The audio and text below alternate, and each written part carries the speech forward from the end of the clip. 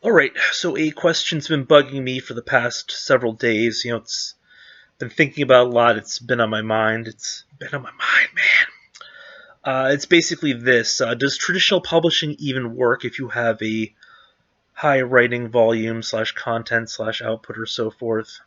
However you choose to phrase it. Basically, if you're able to write at a reasonably fast pace at a consistent basis and so forth. In my case, I write usually around 3,000 words during weekdays, and weekends can get up to about, well, some days it's been close to 10,000, a few times actually.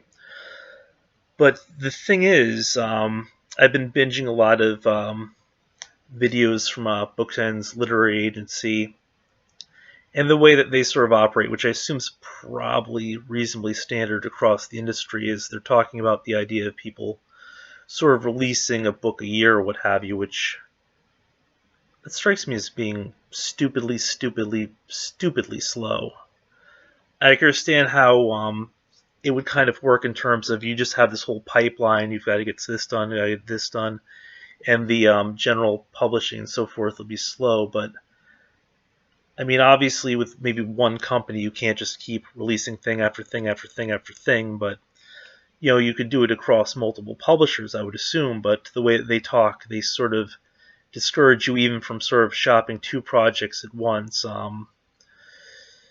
One of Jessica Faust's videos is talking about sort of giving up on a project once you're done revising the next, which just seems kind of crazy considering that the way that revisions work sometimes is you'll have the revisions done for one by the time the next one will come out. In fact, I have people looking at stuff right now where it's like they're looking at both projects. It takes me, well, my latest book was what, 19 days I finished in.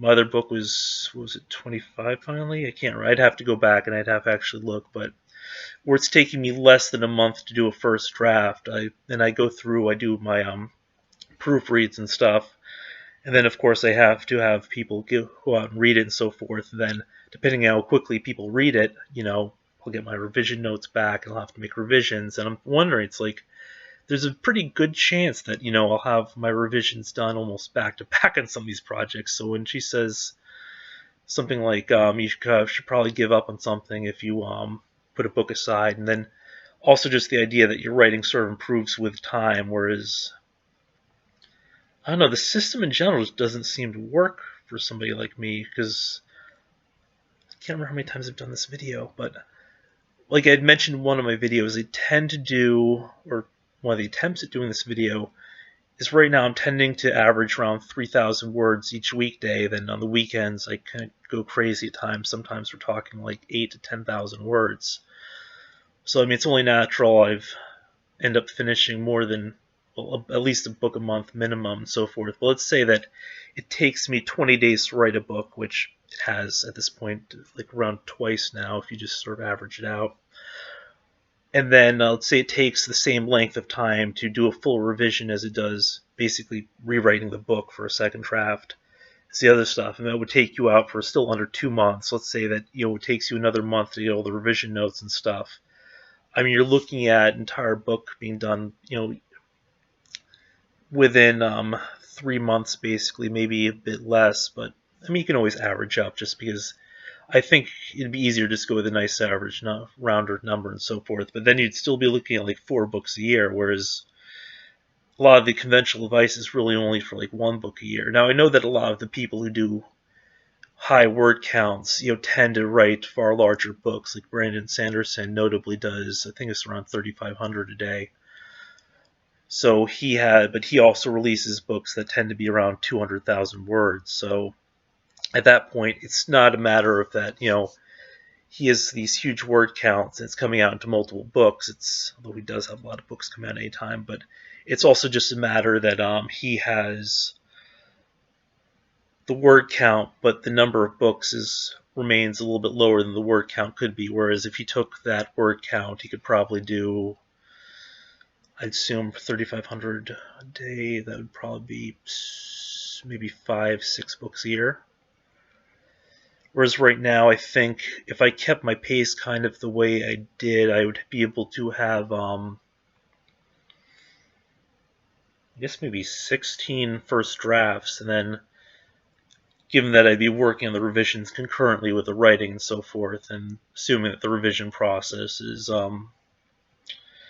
not as time consuming on the face of it as the other stuff, to the extent where I'd have to put the new writing aside and so on, then that number wouldn't really change, which is kind of an issue, but I don't know. It's just crazy, right? Because you can write really, really quickly. And a lot of people can write really, really quickly.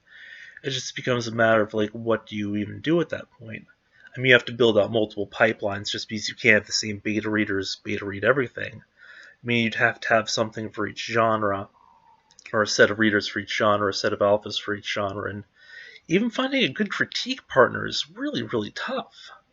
I mean, the few that I've talked to and so forth, I haven't really, like, I've seen their samples, I'm like, not quite where I want to be, but then I've seen their comments and so forth, and they don't really go as in depth as so forth. Like, I like my work to be torn apart a little bit, because if there's a problem, I want to know about it and I want to make adjustments. And there are usually specific considerations I'll have as well, just after they start blind reading and so forth. I want them to sort of provide feedback if they see certain things going forward, which I think are potential concerns. But and then, I mean, obviously the betas and so forth, you just leave them completely blind. But with a critique partner, I mean, you kind of feel like you want a bit more. But here's the thing: it's like, even if I only did 4 books a year, which would be scaling back on what I want to do,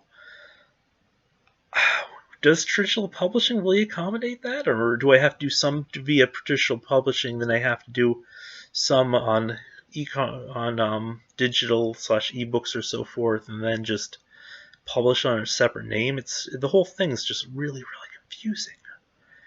It's just more of a pain. I thought, the writing would be the hard part, but it's like, oh my god, all the distro, and then I guess I would have to handle a bunch of that stuff myself, which would cut into the writing time if I did that, in terms of both needing people to do covers, where I do know some people who can handle the art, and I can probably arm twist them a little bit so I don't have to pay them or anything, which is always great.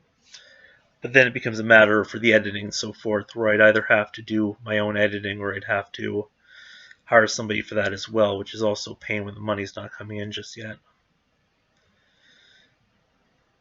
But yeah, I mean, the whole system's just kind of crazy. And then whereas Jessica was mentioning that each book you should be getting better and so forth. Jessica in the videos, because I've yet to actually talk to Jessica in person. I doubt I ever will, because she's, I guess, works outside of all my normal genres. But it just becomes a matter of like, is everything I'm writing at this point obsolete by the time I finish my next thing? Because I'm finishing, and then the problem becomes I'm finishing my next thing so quickly. But I guess if you write like 20 or 30 books, you still learn stuff as the part of the experience. And right now, where I'm into my 6th book, and already, I say probably more than about 15% into it. So I'm about 15,000 words, and I don't want to go 150,000. I think I'm going to be fine if I want to go just 100, because I wanted this one to be longer, because I wanted more of an epic fantasy. But I think I wanted to sort of cap it off before 120,000, just to make it a little bit easier to sell, because I know that some of the people I was looking at who handled fantasy, it was either the agencies or the publishers, like they were looking for 100,000 minimum.